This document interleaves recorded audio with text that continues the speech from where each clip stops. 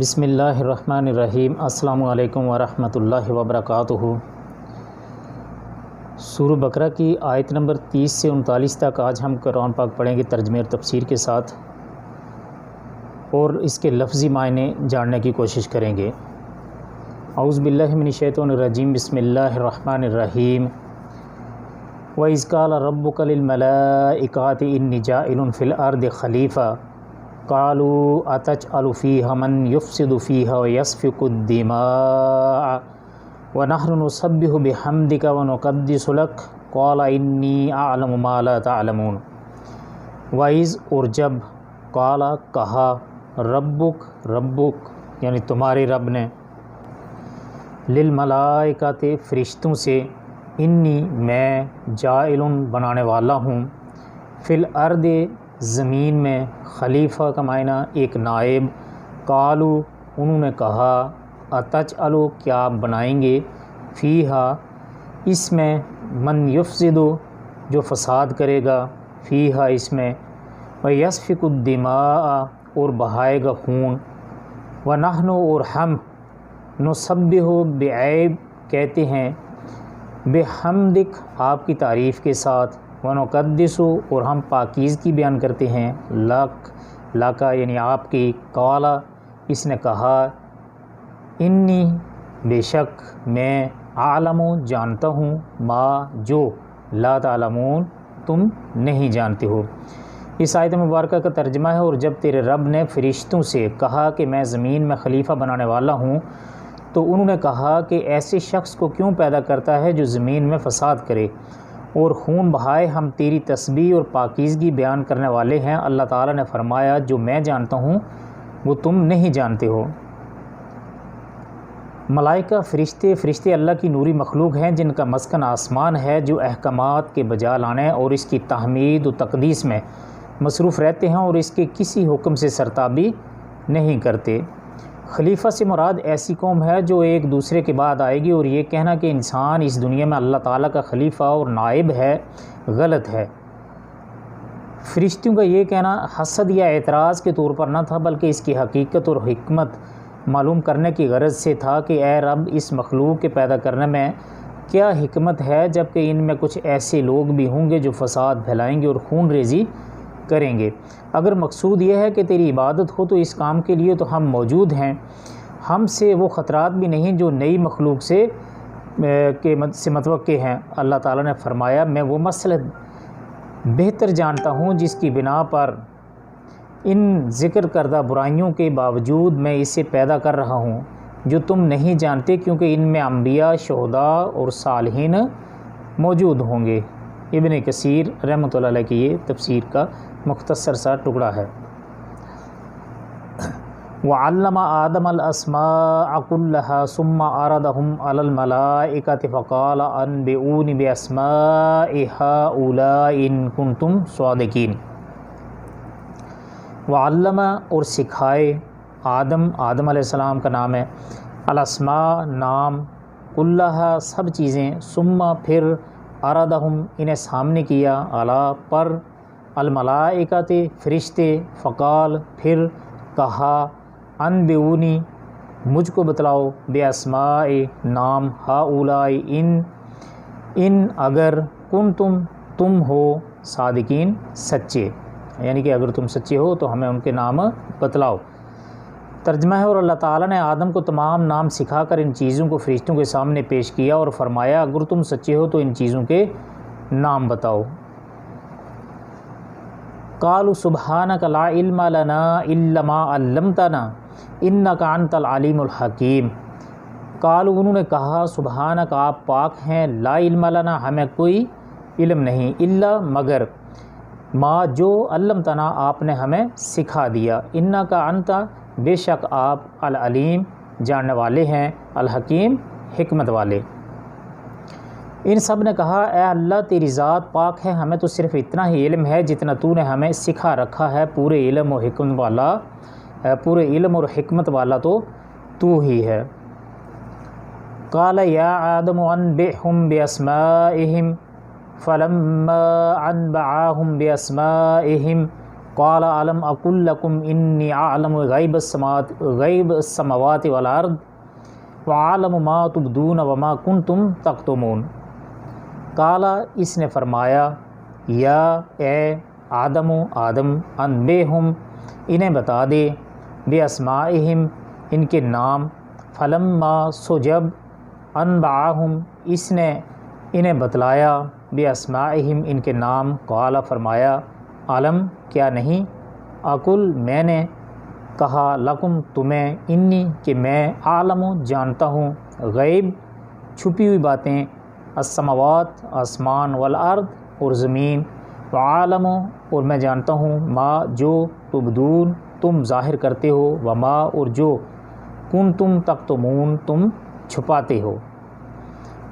اللہ تعالیٰ نے حضرت آدم علیہ السلام سے فرمایا تم ان کے نام بتا دو۔ جب انہوں نے بتا دیے تو فرمایا کہ میں نے تمہیں پہلے ہی نہ کہا تھا زمین اور آسمان کا غیب میں ہی جانتا ہوں، اور میرے علم میں ہے جو تم ظاہر کر رہے ہو اور جو تم چھپاتے ہو۔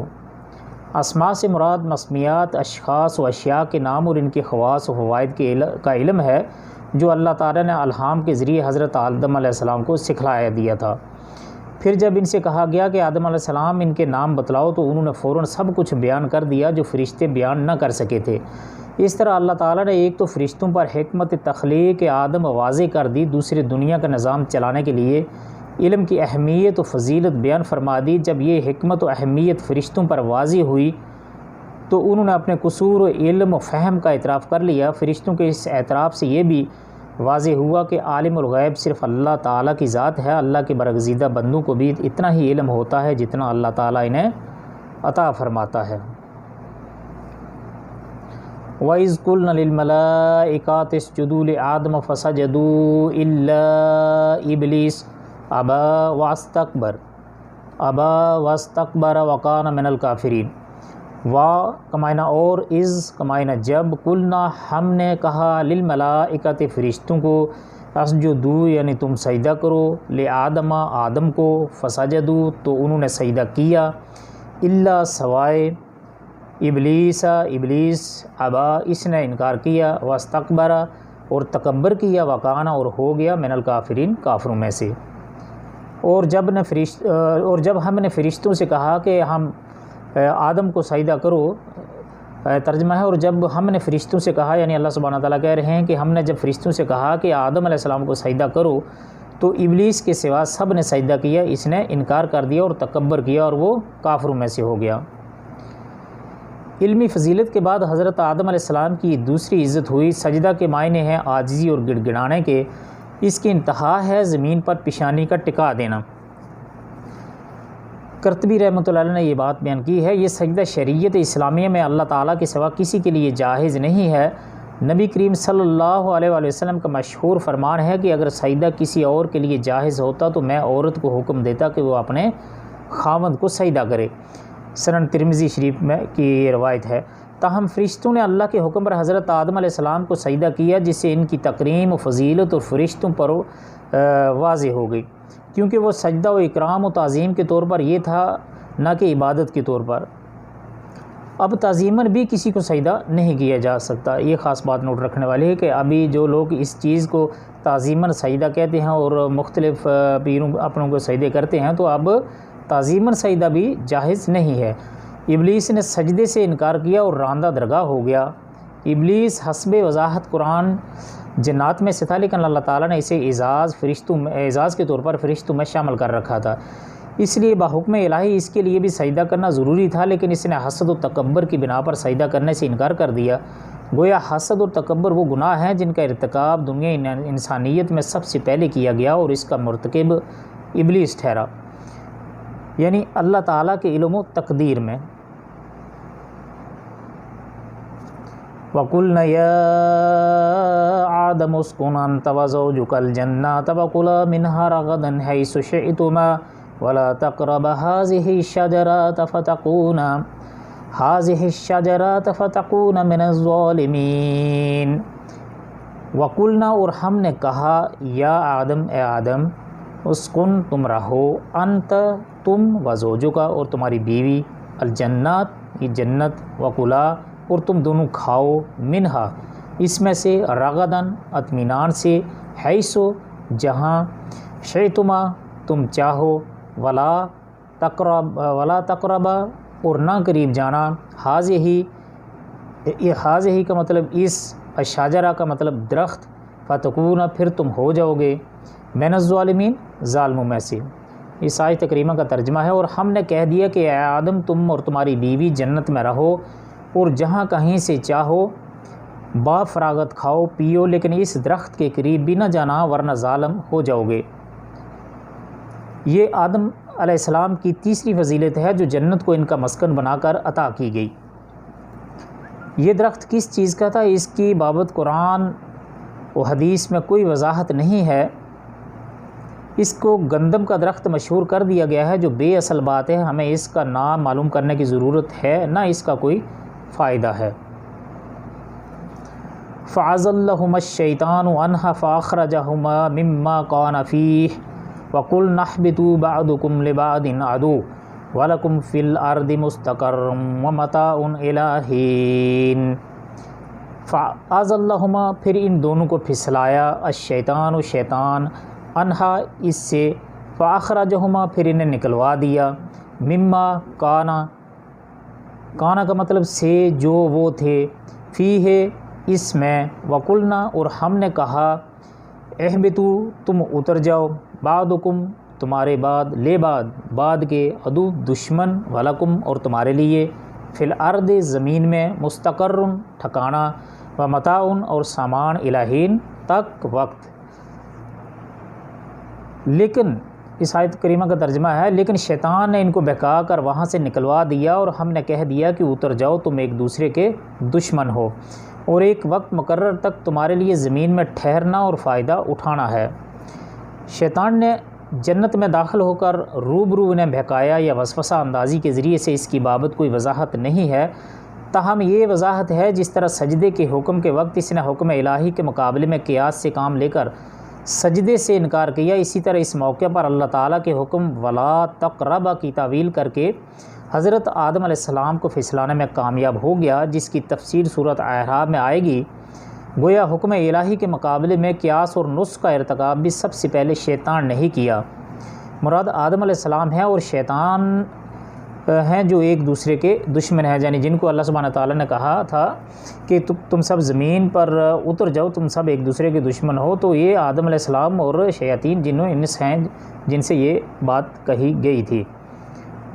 فَتَلَقَّىٰ آدَمُ مِن رَبِّهِ كَلِمَاتٍ فَتَابَ عَلَيْهِ إِنَّهُ هُوَ التَّوَّابُ الرَّحِيمُ۔ فتلقّیٰ پھر حاصل کر لیے، آدم من ربہ اپنے رب سے، کلماتن کچھ کلمے، فتابہ پھر اس نے توبہ قبول کی، علیہ اس کی، انہو بے شک وہ التواب توبہ قبول کرنے والا ہے، الرحیم اور رحم کرنے والا ہے۔ اس آیت کریمہ کا ترجمہ ہے، حضرت آدم علیہ السلام نے اپنے رب سے چند باتیں سیکھ لیں اور اللہ تعالیٰ نے ان کی توبہ قبول فرمائی، بے شک وہی توبہ قبول کرنے والا ہے۔ حضرت آدم علیہ السلام جب پشیمانی میں ڈوبے، دنیا میں تشریف لائے تو توبہ استغفار میں مصروف ہو گئے۔ اس موقع پر بھی اللہ تعالیٰ نے رہنمائی اور دوستگیری فرمائی، وہ کلمات معافی سکھا دیے جو الاعراف میں بیان کیے گئے ہیں، ربنا ظلمنا انفسنا وان لم تغفر لنا وترحمنا لنکونن من الخاسرین۔ بعد حضرات یہاں ایک موضوع روایت کا سہارا لیے ہوئے کہتے ہیں کہ حضرت آدم علیہ السلام نے عرش الہی پر لا الہ الا اللہ محمد رسول اللہ لکھا ہوا دیکھا اور محمد رسول اللہ کے وسیلے سے دعا مانگی تو اللہ تعالیٰ نے انہیں معاف کر دیا۔ یہ روایت بے سند ہے اور تقریباً قرآن کے بھی معارض ہے، یعنی قرآن کے بھی مخالف جاتی ہے۔ علاوہ عظیم اللہ تعالیٰ کے بتلائے ہوئے طریقے کے بھی خلاف ہے۔ تمام انبیاء علیہ السلام نے ہمیشہ براہ راست اللہ سے ہی دعائیں کی ہیں، کسی نبی ولی بزرگ کا واسطہ اور وسیلہ نہیں پکڑا، اس لیے نبی کریم صلی اللہ علیہ وآلہ وسلم سمیت تمام انبیاء کا طریقہ دعا یہی رہا ہے کہ بغیر کسی واسطے اور وسیلے کے اللہ کی بارگاہ میں دعا کی جائے۔ قُلْنَا اهْبِطُوا مِنْهَا جَمِيعًا فَإِمَّا يَأْتِيَنَّكُم مِّنِّي هُدًى فَمَن تَبِعَ هُدَايَ فَلَا خَوْفٌ عَلَيْهِمْ وَلَا هُمْ يَحْزَنُونَ۔ قُلْنَا ہم نے کہا، اهْبِطُوا تم اتر جاؤ، منہا یہاں سے جمیعاً سب فائما پس جب یاتینکم تمہیں پہنچے منی میری طرف سے ہدن کوئی ہدایت فمن تابعہ سو جو چلا ہدایہ میری ہدایت فلا تو نہ خوفن کوئی خوف علیہم ان پر ولاہم اور نہ وہ یحزنون غمگین ہوں گے۔ ہم نے کہا تم سب یہاں سے چلے جاؤ، جب کبھی تمہارے پاس میری ہدایت پہنچے تو اس کی تابعداری کرنے والوں پر کوئی خوف و غم نہیں ہوگا۔ والذین کفروا وکذبوا بآیاتنا اولئک اصحاب النار ہم فیہا خالدون۔ والذین کفروا جن لوگوں نے کفر کیا، وکذبوا اور جھٹلایا، بآیاتنا ہماری آیات، اولئک وہی، اصحاب النار دوزخ والے، ہم فیہا وہ اس میں، خالدون ہمیشہ رہیں گے۔ اس آیت کریمہ کا ترجمہ ہے اور جو انکار کر کے ہماری آیتوں کو جھٹلائیں وہ جہنمی ہیں اور ہمیشہ اسی میں رہیں گے۔ قبولیت دعا کے باوجود اللہ تعالیٰ نے انہیں دوبارہ جنت میں آباد کرنے کے بجائے دنیا ہی میں رہ کر جنت کے حصول کی تلقین فرمائی، اور حضرت آدم علیہ السلام کے واسطے تمام بنو آدم کو جنت کا یہ راستہ بتلایا جا رہا ہے کہ انبیاء علیہ السلام کے ذریعے سے میری ہدایت زندگی گزارنے کے احکامات و ضابطے، میری ہدایت سے کیا مراد ہے؟ زندگی گزارنے کے احکام و ضابطے تم تک پہنچے گی۔ جو اس کو قبول کرے گا وہ جنت کا مستحق اور بصورت دیگر عذاب الہی کا سزاوار ہوگا۔ ان پر خوف نہیں ہوگا کا تعلق آخرت سے ہے، ای فیما یستقبلون من امر الآخرہ، اور حزن نہیں ہوگا کا تعلق دنیا سے، الما فاتاہم من الامور الدنیا جو فوت ہو گیا امور دنیا سے یا اپنے پیچھے دنیا میں چھوڑ آئے۔ جس طرح دوسرے مقام پر ہے آیت فمان اتبع ہدایا فلا یضل ولا یشقی، جس نے میری ہدایت کی پیروی کی پس وہ دنیا میں گمراہ ہوگا اور نہ آخرت میں بدبخت، یعنی کہ جو اللہ سبحانہ تعالیٰ کے طریقے پر چلے گا اور نہ دنیا میں گمراہ ہوگا اور نہ ہی آخرت میں اس کی بدبختی ہوگی۔ ابن کثیر رحمۃ اللہ علیہ گویا آیت لا خوف علیہم ولا هم یحزنون کا مقام ہر مومن صادق کو حاصل ہے، یہ کوئی ایسا مقام نہیں جو صرف بعد اولیاء اللہ ہی کو حاصل ہو۔ اور پھر مقام کا مفہوم بھی کچھ بیان کیا جاتا ہے، حالانکہ تمام مومنین و متقین بھی اولیاء اللہ ہیں، اولیاء اللہ کوئی الگ مخلوق نہیں، ہاں البتہ اولیاء کے درجات میں فرق آ سکتا ہے۔ تو یہ تھی ہماری آج کی ویڈیو، امید ہے آپ کو ویڈیو پسند آئے گی۔ اللہ تعالی ہم سب کو قرآن پاک کو صحیح پڑھنا ہے، اس پر عمل کرنا ہے اور اس کے بتلائے ہوئے راستے پر عمل کرنے کی توفیق عطا فرمائے۔ اللہ تعالی ہمیں صحیح اسلامی راستے کی سمجھ عطا فرمائے۔